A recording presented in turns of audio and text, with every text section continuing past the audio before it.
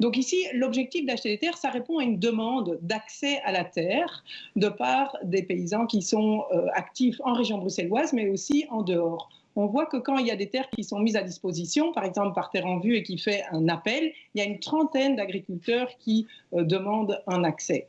Pour l'instant, c'est assez difficile. Les terres qui existent et qui sont mises à disposition sont souvent mises à disposition avec des baux précaires. Et donc là, je vous rejoins, Madame Strel, il faut des conditions donc notamment qui sont garanties par le bail à ferme, mais aussi d'autres. Il faut des conditions où ils aient le temps de développer leur exploitation.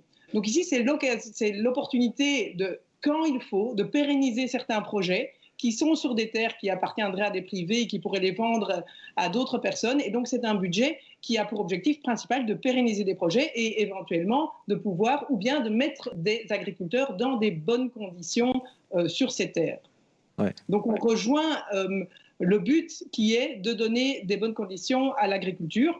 Et le problème d'accès à la terre, il est mondial. Je le disais encore ce matin que 70% des terres agricoles dans le monde étaient détenues par 1% des exploitants. Donc c'est vraiment un problème mondial et je trouve que cette polémique, si elle a une chose positive, c'est de remettre ce problème à l'avant de la scène et qu'on reparle des accès à la terre et des agriculteurs.